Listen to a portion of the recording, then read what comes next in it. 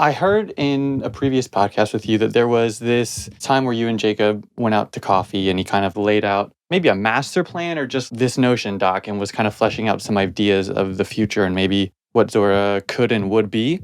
Is that right? Can you kind of flesh out that story a bit more? That was a really funny one for me because I was looking at leaving Coinbase to go do my own company. I was actually deciding between doing my own company or a different company with a friend.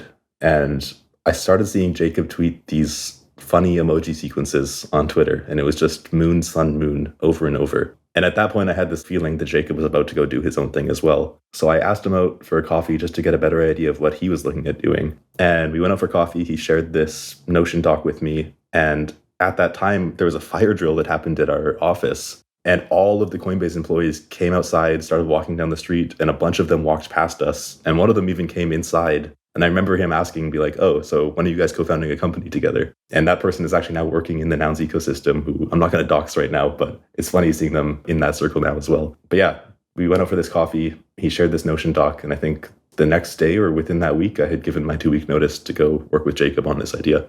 Okay, a lot of things. Let's take a step back. First of all, I didn't know you were thinking of starting a company. Where was maybe your head at right before that? Filled with possibilities. You've been in the crypto ecosystem now several years and you want to strike it out alone. What was that idea?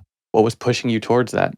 Yeah, I think the main push for me was recognizing and understanding how far Coinbase had grown. And that's not necessarily a bad thing. I think it was very intentional and very positive that Coinbase was able to grow as much as it did and was as mature as it was. But that obviously came at the loss of a lot of things like velocity and experimentation. I think my team originally at Coinbase was one of the most experimental, and it still is today. It's very, very exciting, but it started to slow down just naturally with the number of people that were getting involved in Coinbase. And I remember just one product meeting getting frustrated and being like, I feel like I could do this by myself, which is probably naive and incorrect, but I was excited and kind of fired up and just ready to go do my own thing. And the idea was to do effectively tickets as NFTs for real life concerts. It was half seated by D, funnily enough, from a conversation we had had a while back about Ticketmaster and how Ticketmaster operated. But the general idea was there is a limited supply of seats in every venue, and there's a weird and shady secondary market for those tickets. And it felt like it would be natural to kind of make an open market for tickets at these different venues. And I remember I was talking with Maxim, who was my old manager at the time, about this idea and getting really fired up on what was possible with it. But at the same time, really not knowing how a business works and not knowing how to actually start that, especially as someone who's not an immigrant or someone who is not a citizen of the US and trying to figure out what that process would look like. And around then, I just met Jacob and loved his idea, honestly, much more. And I wanted to jump on that one instead.